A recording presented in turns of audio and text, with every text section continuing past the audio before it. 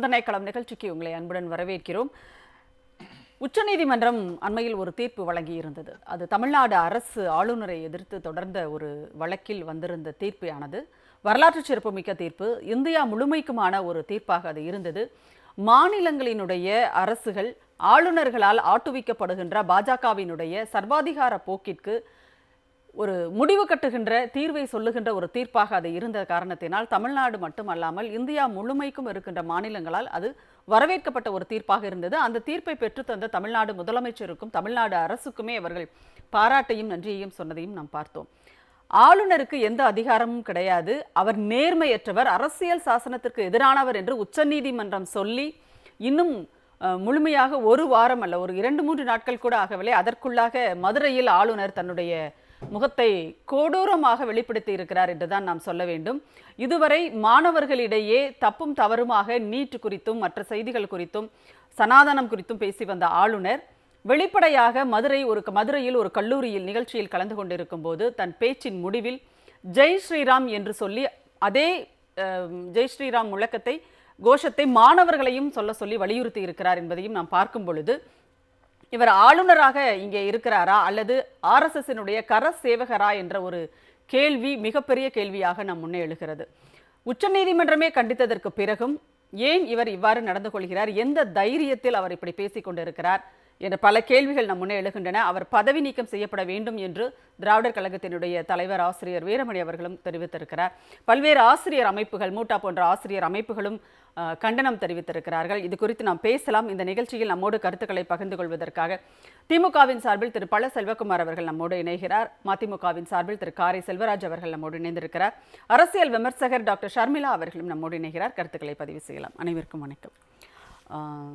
Selvakumar sir, ஏன்னா இப்போ ஆளுநர் குறித்து அவருக்கு கல்வி நிலையத்தோடு எந்த தொடர்பும் கிடையாது, அவருக்கு இனிமேல் வேந்தர் கிடையாது அப்படின்ற ஒரு விஷயத்தை நீ உச்சநீதிமன்றம் உறுதி செய்திருக்கிறது. ஆனால் அவருக்கு இன்றைக்கு கல்வி நிலையத்தில் போய் ஒரு ஒரு இந்துத்துவவாதியாக தன்னை வெளிப்படுத்தி இருக்கிறார் அப்படிங்கிறத இந்த ஜெய் ஸ்ரீராம் கோஷம் போடுங்க அப்படின்னு மாணவர்களை வலியுறுத்தியதன் மூலமாக தன்னை நிரூபித்திருக்கிறார் அப்படின்னு சொல்லலாமா? ஜெய் ஸ்ரீராம் கோஷத்தை முன்னெடுப்பதற்கு பின்னால் இருக்கக்கூடிய வரலாறுன்னு என்பது இந்த ஒரு மோசமான ஒரு வரலாறு.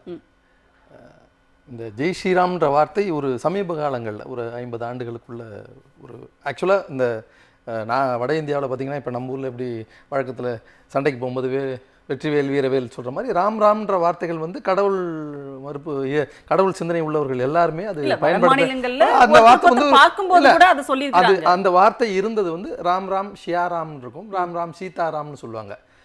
அதை அதில் இருக்கக்கூடிய சீதாவை அவர்களுக்கு பிடிக்கல. நம்ம ஒரு எமோஷனலாக போகும்போது ஒரு பெண்ணை எப்படி நம்ம சொல்கிறதுன்னு சொல்லிட்டு அந்த அது ஒரு இயக்கமாகவே ஆர்எஸ்எஸும் அதனுடைய துணை இயக்கங்களாக இருக்கக்கூடிய பஜ்ரதங்கள், விஸ்வ இந்து பரிஷத் போன்ற இயக்கங்கள் எல்லாம் என்ன சொன்னாங்கன்னா, ராம் சோடு ஜெய் ஸ்ரீராம் போலோ அப்படின்னு 80 காலகட்டங்களில் அதை மாற்றுறாங்க. அதாவது ராம் சொல்லாத ஜெய் ஸ்ரீராம் சொல்லு. இந்த ஜெய் ஸ்ரீராம் சொல்லுன்றதுக்கு பின்னாடி இருக்கக்கூடிய அரசியல் என்னென்னா, அந்த ஜெய் ஸ்ரீராம்ன்ற ஒரு வார்த்தையை ரொம்ப எமோஷனலாக கொண்டு போய் அதை பயன்படுத்தும் போது அவர்களுக்கு ஒரு உத்வேகம் அதன் மூலயமாக அவர்கள் இந்த மண்ணில் நிகழ்த்திய காரியங்கள் எல்லாம் என்னன்னு பார்த்தீங்கன்னா, முதல்ல எல்கே அத்வானி அவர் அந்த ஊர்வலத்தில் ரத யாத்திரத்தில் அந்த ஜெய் ஸ்ரீராமை ரொம்ப பெரிய லெவலில் 90 காலகட்டங்களில் ப்ரொமோட் பண்ணி அவர்கள் பண்ணும்போது அவர்கள் அந்த ஜெய் ஸ்ரீராமை தொடர்ச்சியாக கொண்டு போய் அவர்கள் ரத யாத்திரையினுடைய முடிவில் தான் அந்த ஒரு நாட்டினுடைய ஒரு துன்பியல் நிகழ்வாக இருக்கக்கூடிய பாபர் மசூதியை இடித்தார்கள். அதனுடைய தொடர்ச்சியாக ஒரு 5-6 ஆண்டுகளிலே ஒரிசாவில் பாதிரியார் ஸ்டேன்ஸ் அவர்களுடைய குடும்பத்தோடு அந்த ஒரு குழந்தையையும் சேர்த்து குடும்பத்தோடு எரிக்கும் போது அப்பையும் அவர்கள் எல்லாம் சேர்ந்து அந்த கரசேவர்கள்லாம் உச்சரிக்கப்பட்ட வார்த்தை என்பது ஜெய் ஸ்ரீராம். குஜராத்திலையும் அந்த கோத்ரா ரயில் இருப்பு சம்பவத்திலையும் அங்கே இருக்கக்கூடிய கர்ப்பிணிகளையும் குழந்தையும் கொண்டு வயிற்றில் இருக்கிற குழந்தைய கூட கொல்லும்போது அவர்கள் உபயோகித்த வார்த்தை என்பது இந்த ஜெய் ஸ்ரீராம். எப்படி இந்த ராம் சியாராம் சீதாராம் அதை வேண்டாம், நம்ம அதை ஜெய் ஸ்ரீராம் என்று அதை மாற்றி அந்த ஜெய் ஸ்ரீராமுக்கு பிறகு நடந்த இந்த ஒரு காலகட்டத்தில் நடந்த துன்பியல் சம்பவங்கள் எல்லாமே எந்த ஒரு மோசமான ஒரு நிகழ்வாக எடுத்தாலும் அந்த சம்பவத்தில் அவர்கள் உபயோகப்படுத்தக்கூடிய வார்த்தை என்பது ஜெய் ஸ்ரீராம்னு மாறி இருக்கு. இதை நம்முடைய மாணவர்களுடைய மத்தியில் ஒரு ஆளுநராக இருக்கு, அவர் ஆளுநருக்குன்ற தகுதியை இழந்து விட்டார். அவர் வேந்தர்ன்ற அவர் எங்கேயுமே இப்போ போக முடியாது. ஆளுநராக அந்த இதுக்குள்ளே அவர் கல்லூரிகளுக்கு போகக்கூட, கல்லூரிகளுக்கான வேந்தர்ன்ற உரிமை அவருக்கு பறிபோய் நம்முடைய மாண்புமிகு முதலமைச்சர் இப்பொழுது வேந்தராக இருக்கிறார். அவருக்கு அந்த ஒரு ஸ்கோப்பும் இல்லாதப்ப அவர் திடீரென்று நேற்று ஒரு கல்லூரியில் போய் மதுரையில் மாணவர்களிடம், இது முதல் முறை அல்ல, மாணவர்களிடம் பேசும்போது ஒரு ஜெய் ஸ்ரீராம் சொல்வது முதல் முறை அல்ல, ஏற்கனவே பல இடங்களில் சொல்லியிருக்காரு. மாணவர்களை சொல்லியிருக்காரு.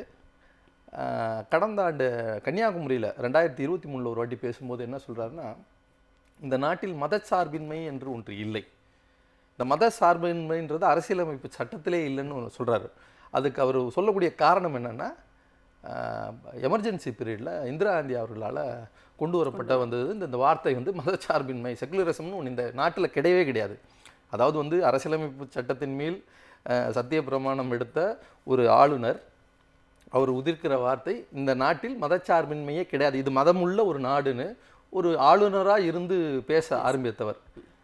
தொடர்ச்சியாக பல இடங்களில் அரியலூரில் பேசினார், நீங்கள் ஹிந்தி படிக்கணும்னு சொன்னார். அவர்களுக்கு தமிழர்கள் மேலே ஒரு பெரிய அவருக்கு ஒரு காழ்ப்புணர்ச்சி, ஒரு வெறுப்பு உண்டு. நீங்கள் அவருடைய செயல்கள்லாம் பாருங்கள். தமிழ்நாடு தமிழகமாக மாற்றினார், தமிழ்த்தாய் வாழ்த்தை அவமதித்தார். வள்ளுவருக்கு, பொதுமுறையை தந்த வள்ளுவருக்கு, நம்மெல்லாம் கொண்டாடக்கூடிய வள்ளுவருக்கு ஒரு காவி ட்ரெஸ்ஸை போட்டு, அவர் தான் முதல்ல அதை வள்ளுவருக்கு அந்த காவி ட்ரெஸ்ஸை போட்டு ஒரு காலண்டர் ரிலீஸ் பண்ணார். இப்படி தொடர்ச்சியாக தமிழர்களுக்குள்ள நமக்கு ஒரு வித்தியாசம் இருக்குல்ல, வடவர்களுக்கும் நமக்குமான அந்த வித்தியாசத்தை அவர் உடைக்கணும், அதை பொதுமைப்படுத்தணும். அவர்கள் நம்புகின்ற அந்த பாரதியம் இந்த மாதிரி விஷயங்களை மாணவர்கள்கிட்ட கொண்டு போய் விதைக்கணும் அப்படின்றத ஒரு அஜெண்டாவோட அவர் அனுப்பப்பட்டவர். அந்த ஏற்கனவே அவர்களுடைய தலைவர், ஒன்றியத்தினுடைய பிரதமர் அவரே சொல்லியிருக்காரு எலெக்ஷன் அப்போ, நான் பிறந்ததாகவே நான் பயாலஜிக்கலி நான் பிறக்கலன்னே சொல்லியிருக்கேன், நான் அவதாரம், நான் பரமாத்மாவால் அனுப்பப்பட்டவர். அப்படி அந்த பரமாத்மாவால் அனுப்பப்பட்டவர் தான் இந்த ஆளுநர்ன்றதை நம்ம மறந்துடக்கூடாது. அவருடைய சொல்லும் செயலும் வன்மமான செயல்கள் முழுக்க இந்த நாட்டில் உள்ள பிரிவினைவாதத்தை கொண்டு வரணும். இங்கே ஒரு பெரிய லெவலில் மதத்தின் பேரால் இந்த மாநிலத்தில் ஒரு கலவரம் ஏற்படணும்.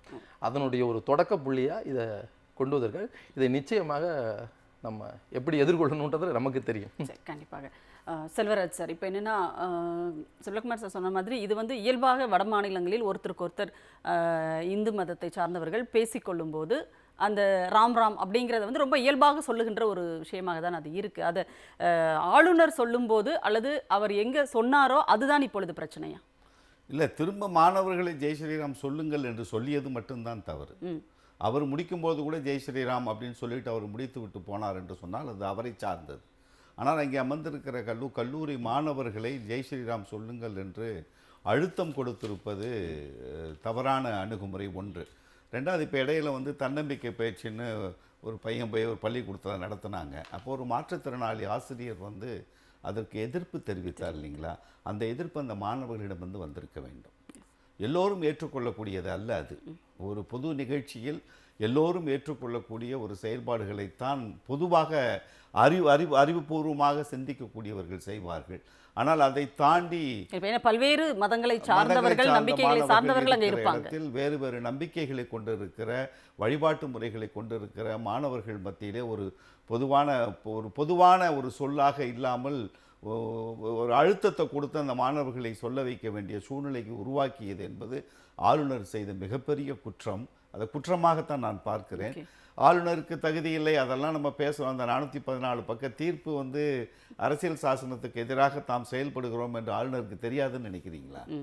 ஆளுநருக்கு நல்லாவே தெரியும். தான் செய்கிற நடவடிக்கைகள் அனைத்தும் ஆளுநர் என்கிற பொறுப்பிற்கு சரியில்லாத வேலைகள் என்பது அவருக்கு நன்றாகவே தெரியும்.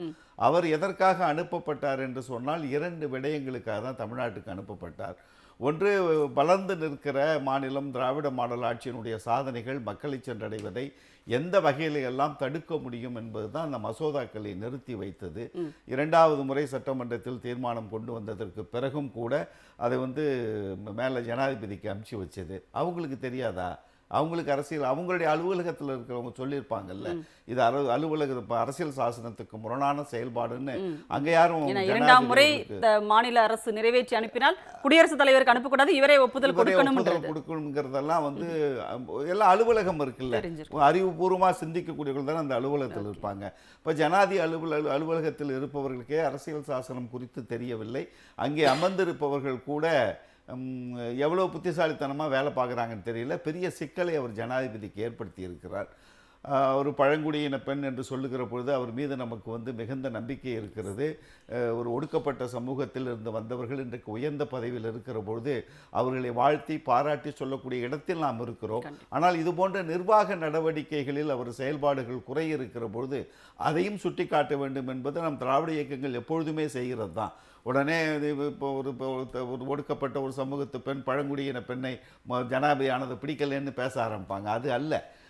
நீங்கள் முதல்ல பேசும்போது சொன்னீங்க ஆளுநருக்கு எதிரான நடவடிக்கைன்னு. இப்போ இந்த வழக்கு சொன்னீங்க, அது ஆளுநருக்கு எதிரான நடவடிக்கை இல்லை. இது அரசியல் சாசனத்தை காப்பாற்றுவதற்காக திராவிட மாடல் அரசு எடுத்த முயற்சி. இது அதுதான் ஒரு தமிழக முதல்வர் மாண்புமை மு.க. ஸ்டாலின் அவர்கள் தெளிவாக சொன்னார். இதோ நமது மாநிலத்துக்கு கிடைத்த வெற்றியாக மட்டும் நான் இதை கருதவில்லை, இது ஒட்டுமொத்த இந்தியாவிற்குமான வழிகாட்டுகிற ஒரு தீர்ப்பை பெற்றிருக்கிறோம் என்று சொன்னது ஒன்று. அவர் தெரிந்தேதான் செய்தார், தெரிந்தேதான் மசோதாக்களை நிறுத்தினார். செய்யக்கூடாது என்று தெரிந்தேதான் அவர் ஜனாதிபதிக்கு பிரசிடெண்ட்டுக்கும் அவர் அனுப்பிச்சு வச்சது அதுக்கு தான். இரண்டாவது, மத ரீதியான கருத்துக்களை பரப்புகிற இடத்தில் அவர் இல்லை. ஒரு அரசு நிர்வாகத்தினுடைய தலைமை பொறுப்பில் இருக்கிறவர். அரசு சரியாக நடைபெறாத சூழ்நிலைகளில் அரசினுடைய திட்டங்களில் குறைபாடுகள் ஏதேனும் இருந்தால் வழிகாட்டுகிற இடத்தில் இருந்து ஒரு அரசு நிர்வாகத்தை திறம்பட நடப்பதற்கு ஒரு வழிகாட்டியாக இருக்க வேண்டிய இடத்தில் இருப்பவர் அதை மறந்துவிட்டு ஒரு அரசு நிர்வாகத்தை ஒட்டுமொத்தமாக சீர்குலைப்பதற்கான முயற்சியில் இறங்குவதும். ஒரு 10 மசோதானா அது எவ்வளோ பெரிய விடயம். நம்ம என்ன சட்டமன்றத்தில் வேலை இல்லாமையே மசோதாவை கொண்டு வர்றோம். இப்போ எவ்வளோ சிந்தனையோடு நம்ம கொண்டு வர்றோம். இரண்டாவது, இன்னொன்று நல்ல கவனமாக வச்சுக்கோங்க, உயர்கல்வியில் இன்றைக்கு இந்தியாவிலேயே உயர்ந்து நிற்கிற மாநிலம் கிட்டத்தட்ட ஒரு 57% பேர் ஆணுக்கு பெண் நிகராக கல்வி கற்கக்கூடிய இடத்துல.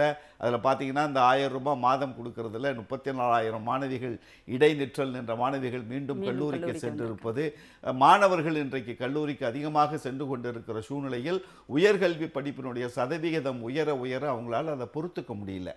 அப்போ எங்கே அந்த உயர்கல்வி படிப்பை எந்த இடத்துல சிதைக்க முடியும்னு நினைக்கிறாங்க. தமிழக அரசாங்கம் கொடுக்கிற அந்த ஆதரவு, அந்த முதல் தலைமுறை குடும்பத்தில் ஒரு கல்லூரிக்கு போனாங்கன்னா அவங்களுக்கு கலைஞர் ஆட்சி காலத்தில் கொண்டு வந்தது ஃபீஸ் இல்லை, அவங்க கட்டணம் இல்லாமல் சொல்லக்கூடிய இந்த மாதிரி வாய்ப்புகளை கொடுக்கறது அவங்களால தடுக்க முடியாது. அப்போ மாணவர்கள் மத்தியிலே உயர்கல்வி மத்தியில் அதுதான் அந்த துணைவேந்தரா போட்டோம் பூரா எல்லாம் RSS சித்தாந்தம் உள்ளவங்களை வரிசையாக போட்டதுக்கு காரணம். தமிழக அரசாங்கத்தினுடைய எந்த சிந்தனையும் அந்த மாணவர்களுக்கு சென்று சேராமல் மத ரீதியான ஒரு சூழ்நிலையை அந்த இடத்தில் உருவாக்கி மாணவர்களுடைய கல்வி ஆற்றலை கல்வி திறனை குறைப்பதற்கும் உயர்கல்வியில் சிறந்து நிற்கிற மாநிலமான தமிழ்நாட்டினுடைய உயர்கல்வியை சிதைப்பதற்குமான பாரதிய ஜனதா கட்சியினுடைய RSSனுடைய திட்டங்களுக்கு ஒரு பொம்மைன்னு சொல்ல மாட்டேன், திட்டங்களுக்கு ஒரு தளபதியாக இருந்து இவர் செயல்பட்டு இருப்பது என்பதும் இந்த 2 நிலைகள் தான் செய்யக்கூடாது என்று தெரிந்தும் செய்தது அரசு நிர்வாகத்தை முடக்குவதற்கான முயற்சி. நீங்கள் உச்சநீதிமன்றம் கொடுத்திருக்கிற தீர்ப்பில் ஒரே ஒரு விடயம் தான் எனக்கு ரொம்ப பிடிச்சது. நீங்கள் வேறு எதுக்கும் உள்ளே போக வேண்டாம். நீங்கள் பாரதிய ஜனதா கட்சி வலதுசாரி சிந்தனையாளர்கிட்ட கேட்டிங்கன்னா அந்த 142வது பிரிவை பயன்படுத்தி 10 மசோதாவை எப்படி உச்சநீதிமன்றம் அனுமதி கொடுக்கலான்னு ஆரம்பிப்பான். இதெல்லாம் விட்டுருவான்.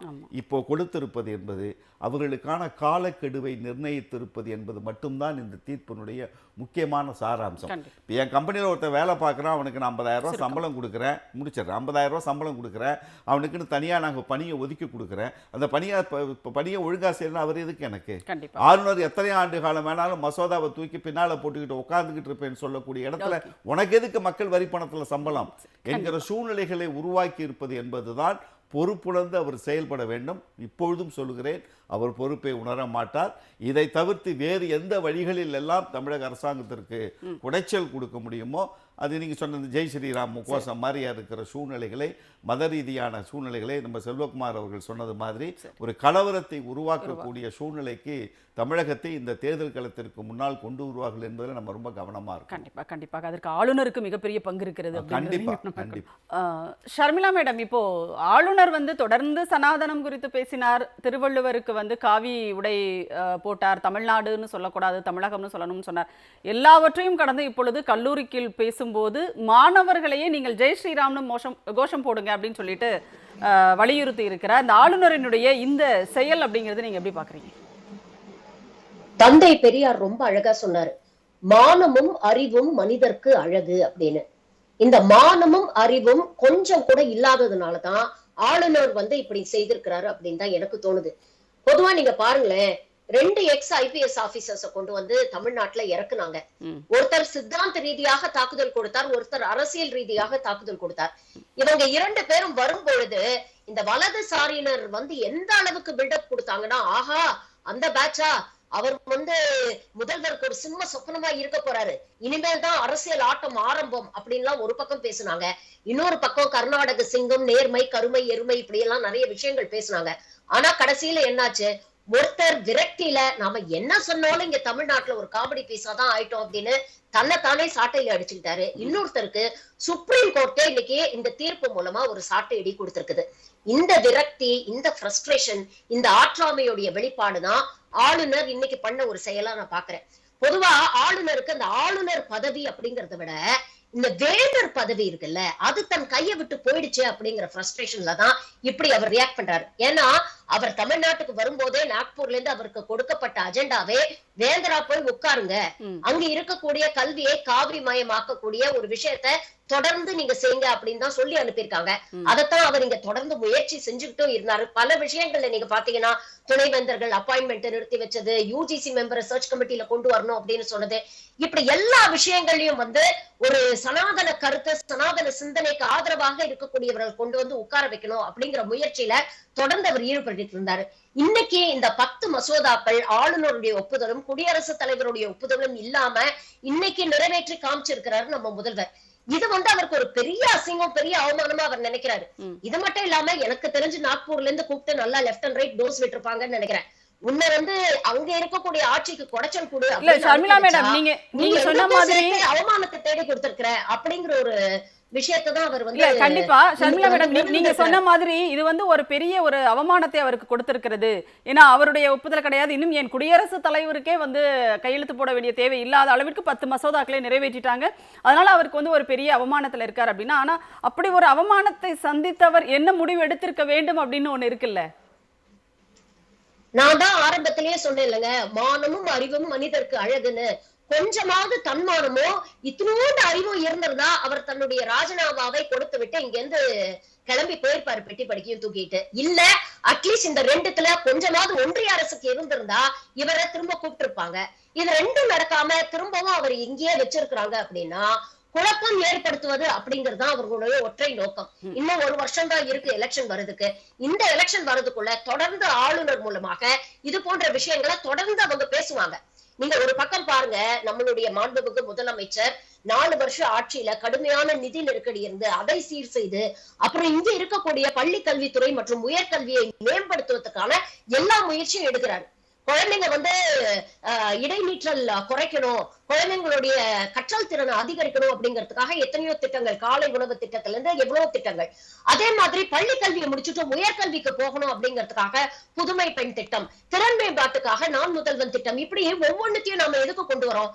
அடுத்த தலைமுறைக்கு ஒரு சயின்டிபிக் டெம்பரை டெவலப் பண்ணும், அறிவியல் ரீதியாக பகுத்தறிவை பயன்படுத்தி ஒரு விஷயத்தை அணுக வேண்டும் அப்படிங்கிற ஒரு ஆற்றலை அந்த குழந்தைங்களுக்கு கொடுக்கணும் அப்படின்னு நம்ம முயற்சி பண்றோம். நாம ஒரு பக்கம் இடைநீற்றலை குறைச்சு நம்மளுடைய கிராஸ் என்வைரன்மெண்ட் ரேஷியோவை ஏத்தி குழந்தைங்க கல்லூரிக்கு அனுப்புனா இவர் ஷோக்கா வேந்தரா உட்கார்ந்துகிட்டு அந்த குழந்தைகளுக்கு காவி கலாச்சாரத்தையும் வலதுசாரி சிந்தனைகளையும் ஊட்டுவார் அப்படிங்கிறது எவ்வளவு அயோக்கியத்தனமான ஒரு விஷயம். இத நான் பச்சை அயோக்கியத்தனங்க இது. அப்ப இதை எதிர்த்துதான் இந்த 10 மசோதாக்களும் இன்னைக்கு நிறைவேற்றப்பட்டிருக்கு. இப்ப அவருக்கு அதுதான் கடுப்பு. இந்த வேந்தர் பதவியில இருந்து நம்மள தூக்கிட்டாங்களே, இப்ப கல்வி அந்த சிஸ்டத்துக்கு நமக்கு ஆக்சஸ் குறைஞ்சு போயிடுது அப்படிங்கிற ஒரு வெறுப்புலதான் இவர் இதை வெளிப்படுத்திட்டு இருக்காரு. இதனுடைய விளைவு நீங்க யோசிச்சு பாருங்க. இந்த 10 மசோதாக்கள் பாஸ் ஆகாம இருந்து இவர் தொடர்ந்து வேந்தரா இருந்திருந்தாருன்னா எந்த அளவுக்கு கல்வியை காவிமயமாக மாற்றி இருப்பார்கள். இன்னைக்கு கூட உத்தரப்பிரதேஷ்ல கர்ணி சேனாவை சேர்ந்த இளைஞர்கள் வீதியில நின்னு போராடிட்டு இருக்காங்க. சின்ன சின்ன இளைஞர்கள், வேலைக்கு போக வேண்டிய இளைஞர்கள், எதிர்காலத்துல ஒரு நல்ல வேலைக்கு போகணும், வருமானத்தை ஈட்டணும், வாழ்வாதாரத்தை இம்ப்ரூவ் பண்ணிக்கணும் அப்படிங்கிற சிந்தனை எல்லாம் இல்லாம இன்னைக்கு காவி கொடியை தூக்கிக்கிட்டு கத்தியும் அருவாளையும் தூக்கிக்கிட்டு அங்க ஜெய் ஸ்ரீராம்னு கோஷம் போட்டுக்கிட்டு இருக்கிறாங்க. அப்ப இதே நிலையை இவர்கள் தமிழ்நாட்டில் உருவாக்க முயற்சி செய்கிறார்கள். தொடர்ந்து இதே மாதிரி குழந்தைங்களை பிரெயின் வாஷ் பண்ணி மூளை செலவை செய்து இங்கேயும் கலவரங்களை தூண்ட முயற்சி செய்கிறார். இது அப்பட்டமா நான் வெளிப்படையாக இந்த குற்றச்சாட்டை நான் ஆளுநர் மீது வைக்கிறேன். இதுதான் அவங்களுடைய லாங் டேர்ம் பிளான். அந்த லாங் டேர்ம் பிளானுக்கு இன்னைக்கு ஒரு பெரிய இடியா இந்த தீர்ப்பு இறங்கியிருக்கே அப்படிங்கிற அந்த இயலாமை, அந்த ஃப்ரஸ்ட்ரேஷன், அந்த விரக்தி, அந்த வெறுப்பு தான் இன்னைக்கு இப்படி வெளிப்பட்டு. கண்டிப்பா நீங்க சொல்ற மாதிரி ஒரு மிக அபாயகரமான ஒரு திட்டத்தோடு கூட இதெல்லாம் செய்யப்படுகிறதோ அப்படிங்கிற ஒரு இது இன்டைரக்டா கவர்மெண்ட்டுக்கு சொல்லக்கூடிய ஒரு வார்னிங். இன்டைரக்டா கவர்மெண்ட்டை த்ரெட்டன் பண்ற மாதிரி பேசுற அவர் சொல்றது என்ன சொல்றாருன்னா, நான் இங்கதான் இருப்பேன், நீங்க என்னதான் என்ன அசிங்கப்படுத்தினாலும் அவமானப்படுத்தினாலும் நான் இங்க இருந்து கிளம்ப மாட்டேன், நான் இது போன்ற விஷ கருத்துக்களை இந்த சமூகத்தில் விதைத்துக் கொண்டே இருப்பேன் அப்படின்னு நேரடியாக அரசாங்கத்துக்கு சவால் விடுறதா தான் நான் பாக்குறேன். பேசலாம் கண்டிப்பாக. செல்வகுமார் சார், இப்போ ஆளுநர் நான் இங்கே தான் இருப்பேன் அப்படின்னு ஒரு விஷயமா பிடிவாதமாக இருக்கிறதுக்கு காரணம் மிகப்பெரிய திட்டங்கள் இதற்கு பின்னாடி இருக்கிறது அப்படின்னு சொல்லிட்டு ஷர்மிளா மேடம் சொல்லியிருக்காங்க இல்லையா? அப்போது பொதுவாக இன்றைக்கு நடக்கிற அனைத்துமே சார் சொன்ன மாதிரி இந்த வழக்கே அரசியல் அமைப்பை, ஜனநாயகத்தை காப்பாற்றுவதற்காக தொடுக்கப்பட்ட வழக்கு. அதில் தான் நமக்கு இந்த தீர்ப்பு கிடைச்சிருக்கு அப்படின்னு சொல்லிட்டு, அப்போது இந்தியா கூட்டணி ஒட்டுமொத்தமாக ஜனநாயகத்தையும் அரசியலமைப்பையும் காப்பாற்றுவதற்காக ஒரு பக்கம் போராடி கொண்டிருக்கிறது என்றால், இந்த அரசியலமைப்பின்படி பதவியேற்றுக்கொண்ட ஆளுநரே இன்றைக்கு அரசியல் சட்டத்திற்கு அச்சுறுத்தலாக மாறிவிட்டாரா? ஆளுநர் பதவி ஏற்று இந்த ஊருக்கு வந்ததுலேருந்தே அவருடைய திட்டம் என்பது ஒரு சிறுபான்மையினருக்கு எதிராக இந்த நாட்டில் ஒரு மத கலவரத்தை ஒரு 2 குழுக்களுக்கு மாற்றணுன்றது அவருடைய நோக்கமாக இருந்திருக்கு. ஏன்னா கடந்த காலங்களில் அவர் அஸ்ஸாமில் வேலை செஞ்சப்போ ஆகட்டும், இல்லை நாகாலாந்தில் வேலை போகட்டும், இந்த 2 மாநிலங்களையும் சிறுபான்மையின மக்களுக்கு எதிராக அவருடைய நடவடிக்கை திறம்பட செய்து அவர்களுக்குள்ள குழுக்களாக பிரித்து அவர்களுக்கு ஒரு சண்டையை அவர் வெற்றிகரமாக செஞ்சார். அதனுடைய தொடர்ச்சியாக தான் அவர் இங்கே வரார். அவங்க ஏற்கனவே சொன்ன மாதிரி போலீஸாக இருந்து அவர் அந்த வேலையை செயல்படுத்துறதுக்காக இங்க வர. இன்னும் சொன்னா நாகாலாந்திலிருந்து அவர் விரட்டி அடிக்கப்பட்டார் தான் நம்ம சொல்றோம். இங்க மக்கள் வேண்டாம் அப்படினு முடிவு பண்ணி நாகாலாந்துல அவர் என்ன செஞ்சாரு, நாகாலாந்துல 2 குழுக்கள் இதுல அமைதி பேச்சுவார்த்தையில கையெழுத்து போட்ட அந்த ஆவணத்தை, அதெல்லாம் உலகத்தில் எங்கேயும் நடக்காது. 2 குழுக்களுக்குள்ள இவர் அந்த இடத்துல இருந்து சரி இந்த கோரிக்கைகளை நாங்கள் ஏற்றுக்கிறோம், நாங்கள் இந்த கோரிக்கையை உங்களுக்கு தரோம்னு சொல்லி அந்த போராட்ட குழுவினரிடம் எழுதி கையெழுத்து போடுறாங்க.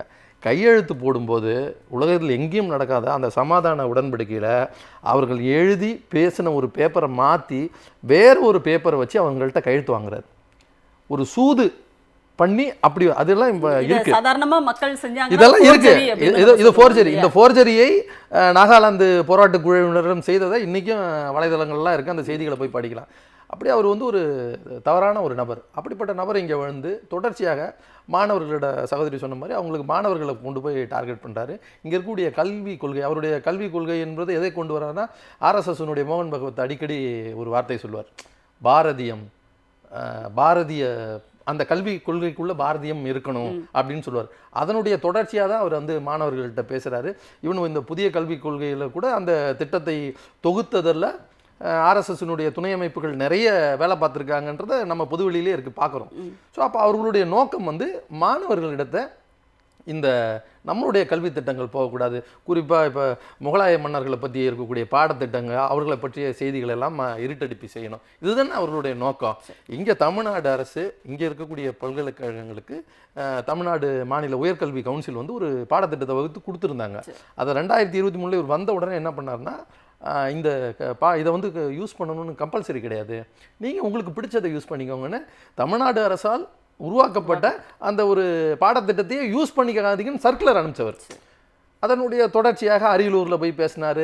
மாணவர்களிடத்தில் பேசும்போதெல்லாம் அவர் ஐஐடியில் போய் பேசினார். பேசும்போது எல்லா இடத்துலையும் அவர் சொல்லக்கூடிய சாராம்சம் எங்கே இருக்குன்னா, அந்த சனாதனத்தை பற்றிய அவருடைய ஒரு மெய்சிலிர்த்து பேசுறது, நான் கம்பராமாயணம் படித்தேன், நான் கம்பன் அங்கே போய் பார்த்தேன், அதுக்கப்புறம் அந்த ராமர் படித்த இடத்துல நான் பீகாரில் நான் என்னுடைய பள்ளி நாட்களில் அந்த இடத்த பார்த்தேன், இங்கே வந்து பார்த்தேன். ராமாயணத்தை முன்னிறுத்தி பேசுறது, இதிகாசங்களை புராண கதைகளை கொண்டு வந்து ஆளுநர் மாளிகையிலேயே வந்து கம்பன் விழா நடத்தி அதான் எல்லாமே நடத்துவார். அவர் கம்பன் விழா நடத்துவார். அவர் ஒரு அதாவது வந்து இந்த மாநிலத்தில் அவங்க சொன்ன மாதிரி மானமும் அறிவும் மனிதனுக்கு அழகுன்னு இருந்த பழைய மக்கள்கிட்ட அவர் வந்து ஒரு ஒரு அவருடைய நோக்கத்தை கொண்டு வந்து திணிக்கிறார், திணிக்க முயற்சி செய்கிறார். அதனுடைய தொடர்ச்சி அவர் எல்லா வகையிலும் முயன்று கொண்டே இருக்கிறார். மாணவர்களிடத்தில் சொன்ன இன்னைக்கு அதற்கு ஒரு சரியான ஒரு முட்டுக்கட்டை உச்சநீதிமன்றம் அவர் தலையில் கொட்டியிருக்கு. கடந்த ஆண்டே சொல்லிச்சு, நீங்கள் மாநில அரசுகளோடு விளையாடுவது, இந்த மாதிரி மசோதாக்களை நிறுத்து வந்து நெருப்புடன் விளையாடுவதற்கு சமம்னு கடந்த ஆண்டு உச்சநீதிமன்ற நீதிபதி சந்திரசூட் சொன்னார். ஸோ அப்பொழுதும் அடங்காதவர் தொடர்ச்சியான தொடர் கொட்டுகளை வாங்கியும் தொடர்ச்சியாக மீண்டும் மீண்டும் எப்படியாவது இந்த ஊரில் ஒரு மத கலவரத்தையோ இல்லை ஏதோ ஒரு வகையில் கொண்டு வரணும்னு முயற்சி செய்து கொண்டே இருக்கிறார். ஏன்னா ராகுல் காந்தியோட சகோதரி அவங்க சொல்லியிருக்காங்க, இப்போ இந்த வகுப்பு சட்டத்தை கூட அவங்க சொல்லியிருக்காங்க, பாரதிய ஜனதாவுடைய பிளான் வந்து எப்படி இருக்குன்னா, ஃபஸ்ட்டு வந்து கம்யூனலைஸ், அடுத்து வந்து கிரிமினலைஸ், அதுக்கு அடுத்து வந்து கமர்ஷியலைஸ். அதாவது வந்து முதல்ல அந்த இடத்துல ஒரு பிரிவினைவாதத்தை கொண்டு வாங்க, அதுக்கடுத்து அதை வைத்து சண்டையை உருவாக்குங்க, அதன் மூலியமாக அந்த மக்களை சிறுமைப்படுத்துங்க. இதுதான் அவர்களுடைய நோக்கமாக இருக்குது. ஏன்னா இஸ்லாமிய மக்கள் மீது ஒரு மிகப்பெரிய இதை எடுத்திருக்காங்க. அதனுடைய தொடர்ச்சியாக இப்போ ஆர்கனைசரில் ஒரு 2-3 நாள் முன்னாடி எழுதியிருக்காங்க, ஆர்எஸ்எஸ்னுடைய பத்திரிகை ஆர்கனைசர்ஸில், இந்தியாவிலே அதிகமாக கிறிஸ்டின்ஸ்கிட்ட தான் வந்து இருக்குது, கிறிஸ்டின்ஸ்கிட்ட தான் சொத்துக்கள் அதிகமாக இருக்குன்னு. அதாவது வந்து முஸ்லீம் சிறுபான்மையான மக்களை வந்து வக்ஃபு சட்டத்தின் மூலியமாக இப்போ அடுத்து கிறிஸ்துவில். அப்போ இவர்களுடைய நோக்கம் என்ன? கண்டிப்பாக அடுத்ததாக எல்லாருமே சொல்ற மாதிரி ஒரு அடுத்தது பட்டியலின மக்கள், அடுத்து தாழ்த்தப்பட்ட மக்கள், இந்த மாதிரி அதாவது பிற்படுத்தப்பட்ட தாழ்த்தப்பட்ட மக்கள் கூடிய விரைவில் இவர்களுடைய டார்கெட்ல வந்துருவாங்க. கண்டிப்பாக நம்ம பேசலாம். செல்வராஜ் சார், இப்போ முதல்ல அவர் சொன்னார் இல்லையா, அதாவது வட மாநிலத்தை விட தமிழ்நாடு அப்படிங்கிறது கொஞ்சம் வேறுபட்ட ஒரு மாநிலமாக இருக்கிறது அனைத்து விதங்களிலும் அப்படிங்கிறது நம்ம சொல்லிட்டே இருக்கோம். தமிழ்நாடு தனித்துவமானது அப்படின்னு சொல்லிட்டு ஒரு கெத்தோட ஒரு கர்வத்தோட வந்து சொல்லுகின்ற ஒரு நிலையில் சொன்ன மாதிரி இரண்டையும் பொதுமைப்படுத்துவதற்கான வேலைகளா இதெல்லாமே? இந்த ஜெய் ஸ்ரீராம் மாணவர்களை சொல்ல வைப்பது, தொடர்ந்து சனாதனம் குறித்து ஆளுநர் வந்து பேச வைப்பது இங்கே அப்படிங்கிறது எல்லாமே வடநாட்டில் நடக்கிறதா இங்கேயும் நடக்குது அப்படிங்கிற மாதிரியான ஒரு பொதுமைப்படுத்தலுக்கான முயற்சி முடியுமா? அதெல்லாம் இல்லை, அந்த முயற்சி தான் அவங்களுக்கு நீண்ட நாளுக்கான வெற்றியை கொடுக்கும் என்று அவர்கள் நம்புகிறார்கள். ஒன்று நீங்கள் மனசை மாற்றணும். மனசை வந்து அடியில் வந்து நீங்கள் எதை அறிவியல் பூர்வமாக சிந்திக்க தொடங்கி இருக்கிற மக்களை ஆன்மீகத்தின் பாதைகள் திருப்பி அந்த புராணங்களை பேச வைப்பது தான் அவர்களை அடிமைப்படுத்த முடியும் என்பது ஒரு பொதுவாக ஆர்எஸ்எஸ் போன்ற இந்துத்துவ இயக்கங்களுடைய சிந்தனை பண்ணியிருந்தாங்க. ஆமாம், அது வடநாட்டில் இருக்கிற இளைஞர்கள்ட்ட ஒரு வெளிநாட்டு நிறுவனம் ஆய்வு எடுத்தது. அந்த ஆய்வு எடுத்து மேற்கொண்டு அவர்கள் கொடுத்தது என்னன்னு கேட்டிங்கன்னா, அவன் என்ன செய்கிறான்னு அவனுக்கு தெரியல, அவனுக்கு என்ன தேவைகள் இருக்குன்னு அவனுக்கு புரியல, அவனுக்கு என்ன கமிட்மெண்ட் இருக்குன்னு தெரியல, வேலை இல்லை, நாம் எதுக்காக பிறந்தோம்ங்கிறது அவனுக்கு தெரியல. ஜெய் ஸ்ரீராம் சொல்லணும், சூலாயத்தை தூக்கிட்டு ஓடணும், இந்துத்துவவாதிகள் சொல்கிறத செய்யணுங்கிற மனநிலைக்கு எங்க இளைஞர்கள் வந்து விட்டார்கள். அவர்களுடைய சொந்த வாழ்க்கை குறித்த எந்த இலக்கும் இல்லாத இளைஞர்களை உருவாக்கியிருக்காங்க. குடும்பம் குட்டி அதெல்லாம் அந்த சிந்தனைகள் குறைந்து போய் அவர்கள் இந்துத்துவா என்கிற அந்த ஒற்றை புள்ளியில் வந்து இணையக்கூடிய இடத்திற்கு வடமாநில இளைஞர்கள் அதிகமாக இருக்கிறார்கள்னு ஒரு ஆய்வு கொடுத்ததை நீங்கள் கவனத்தில் கவனிக்கணும். இதில் முக்கியமாக நாங்கள் வட மாநிலங்களிலே 17 ஆண்டுகள் வசித்தவன். நான் இந்தியாவில் இருக்கிற எல்லா மாநிலம், பீகார், யூபி, ராஜஸ்தான்லாம் ஆண்டு கணக்கில் நான் இருக்கிறேன். அங்கே இருக்கிற மக்களுடைய எண்ணங்கள் எப்படி இருக்கிறது அப்படின்னு கேட்டால், ரொம்ப தாய்மொழிங்கிற அந்த ஒரு நம்மள்கிட்ட ஏற்பட்டு இருக்கிற அந்த புரட்சி மனப்பான்மை, மொழியின் மீதான சிந்தனை அவர்கள்ட்ட குறைவு. அன்பாக இருப்பாங்க. பீகாரியெல்லாம் பார்த்தீங்கன்னா ரொம்ப அன்பாக இருப்பாங்க. அடிப்படை கல்வியை அரசாங்கம் வந்து முறைப்படி கொடுக்காதது என்பது ஒரு பெரிய குற்றம். தொழில் வளர்ச்சி என்பது வளர்ந்திருந்த மாநிலம் உத்தரப்பிரதேசம், வெஸ்ட் பெங்கால்லாம் 15%. 1960-61 வெஸ்ட் பெங்கால், உத்தரப்பிரதேசம், பீகார் போன்ற மாநிலங்கள்லாம் வந்து 15% இணையாக பொருளாதார வளர்ச்சி பங்களிப்பை கொடுத்திருந்த மாநிலங்கள். அப்போ தமிழ்நாடு வந்து 8.7% தான் 1960-61. ஆனால் இன்றைக்கு 9.69க்கு அந்த 8க்கு கீழே குறையாமல் ஒரு நீடித்த வளர்ச்சியை தமிழ்நாடு வந்திருப்பது என்பது அறிவியல் பூர்வமாக மக்களை வழிநடத்துவதும் அறிவியல் பூர்வமாக மாணவர்களை சிந்திக்க வைப்பதும். ரெண்டாவது இன்னொன்று முக்கியமான பார்த்தீங்கன்னு சொன்னால், திறன் மேம்பாடு என்கிற ஒரு செய்தியை வந்து இந்தியாவிலேயே முதலில் விதைத்த மாநிலம் தமிழ்நாடு என்பதை நீங்கள் மறந்துடக்கூடாது. எங்கே குறைபாடு என்பதை நாம் கண்டுபிடிக்கிறோம். நீங்கள் பொருளாதார ரீதியாக பார்த்தீங்கன்னா இந்த டெவல்யூஷன் ஃபார்முலான்னு போட்டு நமக்கு 29 பைசாவை கொடுத்துட்டு நம்ம பணத்தை பூரா கொண்டு போய் உத்தரப்பிரதேசத்துக்கும் பீகாருக்கும் கொடுக்கறதுக்கு பிடிஆர் அழகாக சொல்லுவார். அவங்களுக்கு என்ன டார்கெட் கொடுத்துருக்குற, எத்தனை வருஷம் கொடுத்துருக்குற, இவ்வளோ நான் கொடுக்கறதுல நீ என் ஆரம்ப கல்வியில் இந்த முன்னேற்றம் அடைந்திருக்கணும், இப்போ மகளிர் முன்னேற்றத்தில் இந்த முன்னேற்றம் அடைந்திருக்கின்ற எந்த ஒரு கட்டுப்பாடு இல்லாமல் இன்னும் எத்தனை ஆண்டுகளுக்கு கொடுப்போம்னு தெரியாமல் கொடுத்துக்கிட்டு இருக்கிறது என்பதும், தமிழ்நாடு அரசாங்கத்திற்கு கொடுக்க வேண்டிய நிலுவைத் தொகைகளையே கொடுக்காமல் நிறுத்தி வைப்பது என்பதும், ஒரு நாட்டினுடைய பிரதமரே பொய் சொல்கிறார். நாங்கள் காங்கிரஸ் ஆட்சி காலத்தில் கொடுத்ததை விட நாங்கள் இப்போ இத்தனை மடங்கு சதவீதம் அதிகமாக கொடுக்குறோம் என்று சொல்லுவதற்கு ஒரு அடிப்படையில் புரிந்து கொள்ள வேண்டும் என்பது 1961 தமிழ்நாட்டுடைய ரெவென்யூ என்ன, தமிழ்நாடு கொடுத்த ஒன்றிய அரசாங்கத்திற்கு கொடுத்த பங்களிப்பு என்ன, இப்போ உங்கள் ஆட்சி காலத்தில் என்ன பங்களிப்பை கொடுத்துக்கிட்டு இருக்கோம்.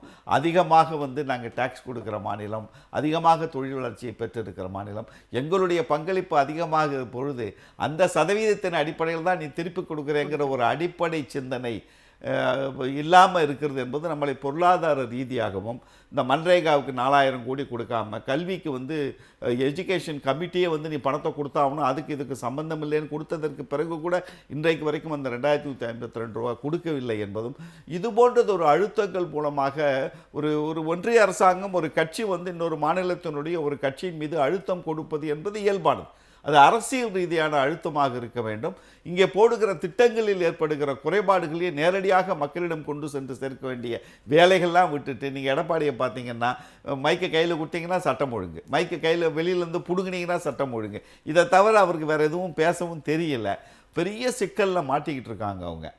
அதனால் வந்து தமிழ்நாட்டுக்குள்ளே அவர்கள் உள்ளே வருவது என்பது பேசிக்காக வந்து ஒரு ஃபவுண்டேஷனை போடணும்னு நினைக்கிறாங்க. ஒரு ஃபண்டமெண்டலாக ஒரு அப்படின்னா ஆளுநர் வந்து நம்மளுடைய கல்வி நிலையங்களுக்குள் போய் நம்முடைய பிள்ளைகளை வந்து அவர் மென்டலி வந்து ஸ்பாயில் பண்ணிட்டு இருக்காரு அப்படிங்கிறதுக்கு கூட இனிமேல் வந்து எடப்பாடி குரல் கொடுக்க மாட்டாரு. நீங்கள் எந்த விஷயத்துக்கும் கொடுக்க மாட்டார்.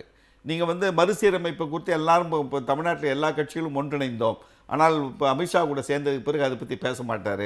நீங்கள் இருமொழி கொள்கை, நிச்சயமாக தன் மீது இருக்கிற வழக்குகள் தான் அவருக்கு முக்கியமே தவிர இருமொழி கொள்கையோ மறுசீரமைப்போ நீட்டு குறித்தோ எல்லாம் பேச மாட்டார். உதயநிதி சொன்னார, நாங்கள் சொடக்கு போடுற நேரத்தில் நாங்கள் நீட்டை நீக்கிடுவோன்னு சொன்னார். என்னங்கிற கேள்வியை தான் கேட்பாங்களே தவிர, இப்போ ஒரு ஆளுநருக்கு எதிராக ஒரு தீர்ப்பை பெற்று அதன் மூலமாக நீட்டு மீண்டும் வந்து உயிர் பெற்று உச்சநீதிமன்றத்தில் வழக்கு போட முடியும் என்கிற ஒரு சூழ்நிலைக்கு கொண்டு வந்ததற்கு ஒரு அரசாங்கம் எந்த அளவுக்கு அடிப்படையில் போராடி இருக்கிறது என்கிற அடிப்படை சிந்தனை இருக்கும். இதில் இன்னொரு முக்கியமான காரணம், நம்மளுடைய நிர்வாகத்தை பாரதிய ஜனதா கட்சி சிதைக்க நினைப்பதற்கான ஒரு முக்கியமான காரணம்.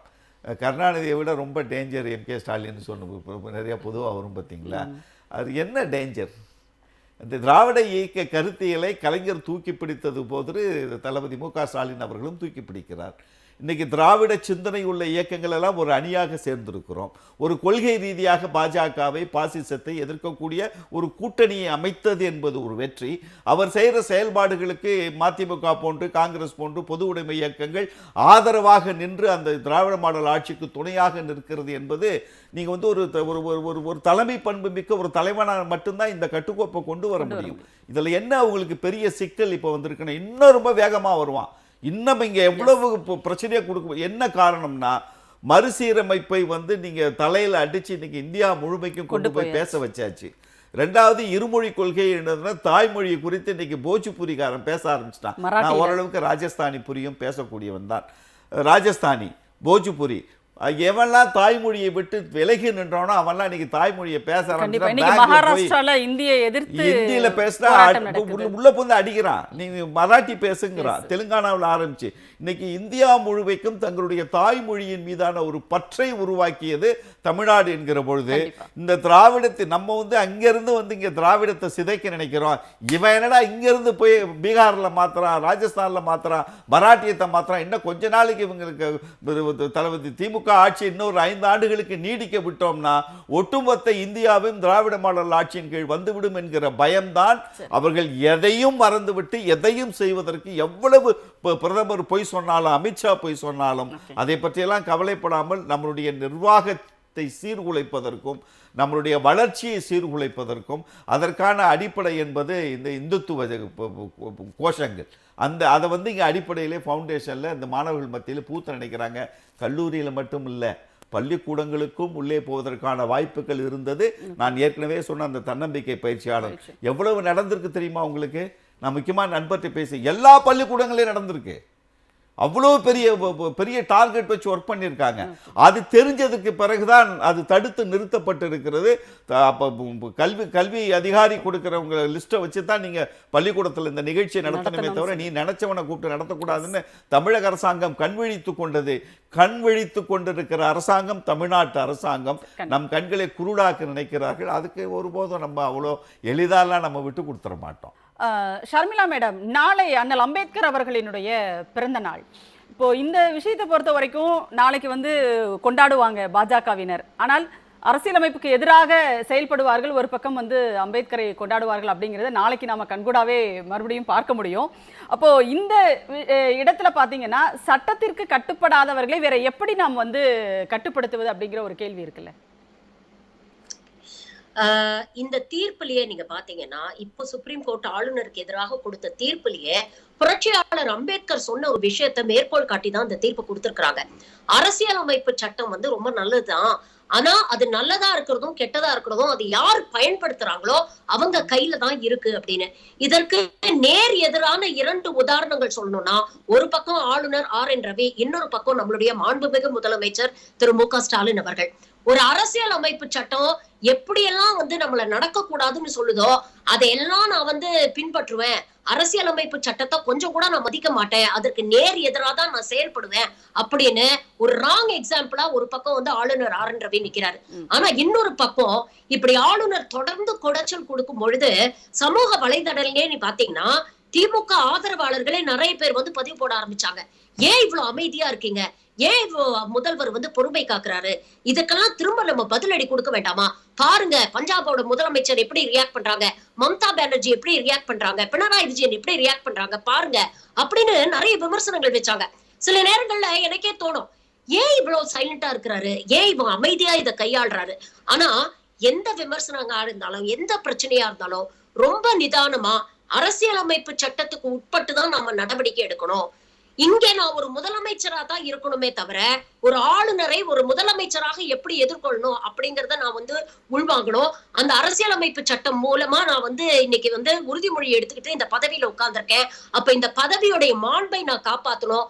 அதே நேரத்துல இந்த சட்ட போராட்டத்தையும் கையில எடுத்து இந்த பிரச்சனைக்கு ஒரு தீர்வை காண வேண்டும் அப்படிங்கிற ஒரு விஷயத்துல எந்த இடத்திலயுமே அந்த அரசியலமைப்பு சட்டத்தை விட்டு கொடுக்காம அரசு வழி சோசியலிசத்தை பின்பற்றி இன்னைக்கு முதலமைச்சர் ஒரு லிவிங் எக்ஸாம்பிளா நமக்கு இருக்கிறார். இதுதாங்க இவங்களுக்கு மிகப்பெரிய ஒரு எரிச்சலை ஏற்படுத்துகிறது. தொடர்ந்து கொஞ்ச நாள் முன்னால கூட அமித்ஷா அவர்கள் பார்லிமெண்ட்ல பேசினாரு, என்ன எப்ப பார்த்தாலும் சும்மா அம்பேத்கர் அம்பேத்கர் அம்பேத்கர் பேசிட்டு இருக்கீங்க. அப்ப அந்த அம்பேத்கர் அப்படிங்கிற அந்த ஒற்றை சொல் இவங்களுக்கு எவ்வளவு பிரச்சனைகளை எவ்வளவு எரிச்சலை ஏற்படுத்துதுன்னு யோசிச்சு பாருங்க. ஏன்னா இரு மாபெரும் தலைவர்கள் நம்ம பார்த்திருக்கோம். ஒண்ணு புரட்சியாளர் அம்பேத்கர், இன்னொன்னு தந்தை பெரியார். 2 தலைவர்களுமே நீங்க பாத்தீங்கன்னா ஒரு குறிப்பிட்ட சமூகத்துக்காகவோ இல்ல ஒரு குறிப்பிட்ட சாதிக்காகவோ இல்ல தன் கட்சிக்காகவோ தன் குடும்பத்துக்காகவோ அவங்க எதுவுமே போராடல. அவங்களுடைய வாழ்க்கை முழுவதும் ஒட்டுமொத்த மனித குலத்தின் மீட்சிக்காகவும் மேன்மைக்காகவும் அவங்க பாடுபட்டு இருக்கிறாங்க. அப்படிப்பட்ட 2 பெரும் தலைவர்களை உள்வாங்கி இன்னைக்கு ஒரு பக்கம் பாத்தீங்கன்னா எந்த விதத்திலையும் தன் கொள்கைகளில் சமரசம் கொள்ளாமல் ஒரு திராவிட மாடல் ஆட்சினா இது இப்படிதான் இருக்கும், இதுல எந்த விஷயத்தையும் நாங்க விட்டு கொடுக்க மாட்டோம், எங்க மொழி உரிமையை நாங்க விட்டு கொடுக்க மாட்டோம், எங்க மாநில சுயாட்சி உரிமையை நாங்க விட்டு கொடுக்க மாட்டோம், தமிழ்நாடு மக்களுடைய அடிப்படை உரிமைகளை நாங்க என்னைக்குமே விட்டு கொடுக்க மாட்டோம் அப்படின்னு எந்த சமரசமும் இல்லாம ஒரு பக்கம் நிக்கிறார். இன்னொரு பக்கம் இது போன்ற விஷயங்களுக்கு அரசியலமைப்பு சட்டம் மூலமாக ஒரு வடிவம் கொடுத்த புரட்சியாளர் அம்பேத்கருடைய அந்த பெரிய அம்பேத்கரிசத்தையும் உள்வாங்கிக்கிட்டு எதுவாக இருந்தாலும் நான் எந்த விதமான ஒரு வயலன்ஸையோ இல்ல எந்த விதமான ஒரு அரசியல் அமைப்பு சட்டத்துக்கு அப்பாற்பட்ட விஷயங்களோ ஈடுபட மாட்டேன், எதுவாக இருந்தாலும் அரசியல் அமைப்பு சட்டத்துக்கு மரியாதை கொடுத்து அந்த ஃப்ரேம் ஒர்க் ஆஃப் த கான்ஸ்டிடியூஷன்ல நான் போராடி இப்படிப்பட்ட ஒரு வெற்றியை என்னால பெற முடியும் அப்படிங்கறத இன்னைக்கு ஒரு ஸ்டாண்டிங் எக்ஸாம்பிளா நம்மளுடைய முதலமைச்சர் நிரூபிச்சிருக்கிறாரு. இது இன்னைக்கு இன்ஃபேக்ட் அம்பேத்கர் ஜெயந்தி ஒட்டி இதை நம்ம உள்வாங்கணும். இதுதான் அவங்களுக்கு வந்து இன்னைக்கு பாத்தீங்கன்னா முதல்வரை பத்தி இன்னைக்கு இந்தியா பூரா பேசிட்டு இருக்கிறாங்க. இவருக்கு RN ரவிக்கு எவ்வளவு பெரிய ஒரு திராவிடம் அப்படிங்கிற ஒரு சொல் இவருக்கு எவ்வளவு பெரிய எரிச்சலை கொடுக்குதுங்கிறதுக்கு ரெண்டு எக்ஸாம்பிள் சொல்றேன். கொஞ்ச நாள் முன்னால தமிழ்தாய் வாழ்த்துல கூட திராவிடம் அப்படிங்கிற சொல் வரக்கூடாதுங்கிற அளவுக்கு இவர் பாத்துக்கிட்டாரு. அதே மாதிரி தன்னுடைய அதிகாரப்பூர்வ எக்ஸ் வலைதள பக்கத்துல பாத்தீங்கன்னா டைம்ஸ் ஆஃப் இந்தியாவுக்கு இவர் கொடுத்த இன்டர்வியூ பின் பண்ணி வச்சிருக்கிறார். அதில் தலைப்பு என்ன அப்படின்னு பாத்தீங்கன்னா திராவிட மாடல் காலாவதியான மாடல். அப்போ ஒவ்வொரு நிமிஷமும் இவர் மைண்ட்ல இந்த திராவிட மாடலை எப்படி ஒழிச்சு கட்டுறது அப்படிங்கிற ஒரு விஷயத்தை தான் யோசிச்சுட்டு இருக்காரு. ஆனா இன்னொரு பக்கம் பாத்தீங்கன்னா இந்த திராவிட மாடல் ஏகப்பட்ட சாதனைகளை ஏற்படுத்தி கொண்டிருக்கிறது. இவங்க சொல்றாங்கல்ல, 2 விஷயங்கள் தொடர்ந்து சொல்றாங்க. சட்டம் ஒழுங்கு சரியில்லை அப்படின்னு சொல்றாங்க, அதுக்கப்புறம் பெண்களுக்கு பாதுகாப்பு இல்லைன்னு சொல்றாங்க. நீங்க யோசிச்சு பாருங்க, இன்னைக்கு இந்தியாவிலேயே தமிழ்நாட்டை இந்தியாவின் சைனா அப்படின்னு சொல்றாங்க. என்ன காரணத்துக்காக அப்படின்னு பாத்தீங்கன்னா சைனா அளவுக்கு இன்னைக்கு பொருளாதார ஸ்திரத்தன்மையை கொண்டு வந்து ஒரு பொருளாதார சுயசார்பு நிலையை தமிழ்நாடு எட்டு இருக்கிறது. அதுதான் இந்த ரெக்கார்டு 9.69 பொருளாதார வளர்ச்சின்னு சொல்றோம் இல்லையா.